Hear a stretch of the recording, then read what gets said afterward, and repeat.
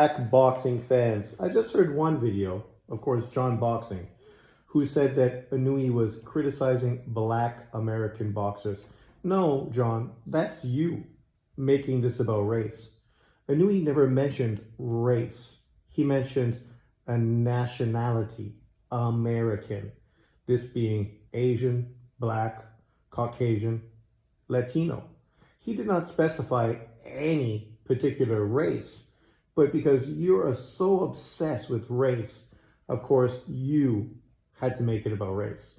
You had to make it about black American fighters because that's what you do. Every fucking video, right? You take somebody saying one thing and then you misinterpret it, twist it into your sick fucking perverted mind. Now, here's another fucking delinquent from the YTBC, Dante's Boxing Nation. I haven't even listened to it, but he says, Inoue says Japanese fighters have more heart than. I know he's going to make this about race, right? Because he, like John, only focuses on black Americans and race, and somehow tries to act as if everyone hates black Americans. Yet these are guys who literally hate everyone else that's not black American. They say that every American needs to support the black fighter, yet these Americans don't support non-black American fighters. How's that for hypocrisy, right? But that's what you get from channels like this. Let's just listen. I guarantee within the first fucking minute, he's gonna make this about race. Let's see if I'm correct. So Inoue, he just came out and did a recent interview. Sorry. He talked about his big win over Stephen Fulton. And instead of him attributing his win to just being a better fighter, a smarter fighter, better boxer, he attributes a big part of his win to being Japanese. He implied that the majority of American boxers, they don't have the... It's very funny that when Americans are prideful, it's a great thing. But when a Japanese guy is prideful, somehow now this is a necessity for criticism, right? Why wouldn't Inoue be proud of being Japanese? Just like why wouldn't Americans be proud of being American? Just like me, I'm proud of being Canadian. Like, why would we expect somebody to do something different than we expect our own people to do? Heart of a Japanese fighter, the Japanese spirit. Matter of fact, let me quote exactly what he said. I can pretty much sense. I try to get a sense of how my opponent feels and what he thinks about my boxing ability in the first round. I thought Fulton's facial expression showed it clearly. I could easily see what he was thinking. I don't know if it's because he's American, but he doesn't like getting punched in the face. Their boxing style is different from the Japanese fighters who fight with the Yamato Damashi style. That means the Japanese spirit. Well, I think there are some fighters in the U.S. who fight like that, but probably not many, end quote. You know. So there you go. In this quote, does he mention any race at all? None. Black, Asian, Caucasian, this doesn't come up. What he mentioned is Japanese nationality and American nationality. We can understand why Japan are proud people. These are people the Americans nuked. The only people ever in the existence of the world who somebody literally has dropped a nuclear bomb on has been Japan, not Germany. The Americans did not dream of dropping a nuclear bomb on those Caucasian Germans, but they did drop it on Asians. Why? Because of racism. They felt that Asians were lower and they could get away with doing it, so they did it. And they tested the nuclear bomb on the Japanese. The Japanese have built themselves up incredibly well since World War II. Why? Because of a fighting spirit, a spirit they had going into World War II.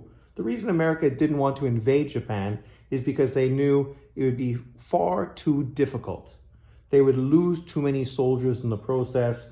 It would just not be the kind of thing that made sense because you wouldn't be gaining anything. Chances are you'd be losing more.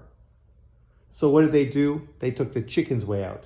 They literally dropped a nuclear bomb on 2 cities in Japan. That shows you some spirit from the Japanese, not so much from the Americans. When I first read this, the first thing I thought about was the Mountain King. Roy Mendia, because right after he got a controversial win over Rashidi Ellis, he was asked how he got that win, and he attributed a lot of it to him running in the mountains. He said he noticed that the black fighters in America, they don't run the mountains, which is what ultimately... So there you go. I told you. How much is this? 1 minute, 23 seconds, and Dante made it about race. You know, this is the problem with these kind of people. They want to focus on America when it suits them. And then they want to focus on Black America when it suits them. They talk about how Black Americans are not accepted as American, yet they go out of their way to differentiate Black America from the rest of America in almost every single video. They do that.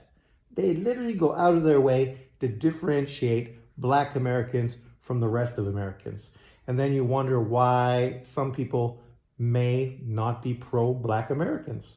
Well, you're creating this division. You're creating this issue because you yourself don't identify Black Americans the same as you do the rest of America. They gave him the edge over Rashidi Ellis in those later rounds. Well, the Mountain King, he would get knocked out in his very next fight in those later rounds against Jerron Ennis. Boots stopped him in the 10th round. Now let's go ahead and unpack everything that Inoue just said in that little piece right there. So anyway, he says he could tell just off of his facial expressions and everything that he clearly did not like getting punched in the face. But if you look at these punch stats right here, there's nothing that indicates that Inoue likes getting punched in the face because he's got the best defense percentage. In fact, even when I... Yet we've seen Inoue fight Donaire and get punched in the face.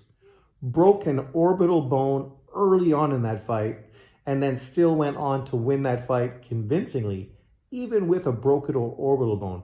So he got punched in the face, had a broken orbital bone, and unlike many people like Kell Brook and many others who have broken orbital bones and literally pulled out of fights, he went on to dominate and win that fight against Nonito Donaire. So didn't he prove himself already? He got punched in the face, broke a bone in his face, and still went on to win and dominate against Donaire in the first fight, winning the fight very clearly and should have had a late round stoppage in that fight as well. In my post-fight video on this fight, I praised Inoue for showing a better defense than Stephen Fulton did. Naoya Inoue, he hardly got touched in this fight. And remember, guys, he was the power puncher. Inoue showed a better defense in this fight than he has showed in his entire boxing career. These punch stats are not Julio Cesar Chavez, Margarito type punch stats for Inoue. And listen to this. This is literally Dante saying that Inoue should have got punched in the face more, right? He's trying to say that he's being hypocritical or contradictory because he didn't get punched in the face very much. Well, he didn't get punched in the face very much because he was in with an opponent that didn't like getting punched in the face. And because of that, was easily dominated and fucking knocked the fuck out, right? If he was in with a tougher opponent, like say a Marlon DePalis, who took it far better than Stephen Fulton did, he would have got hit more, like he did. Inoue got hit far more against Marlon DePalis than he did against Stephen Fulton. This almost proves Inoue's point.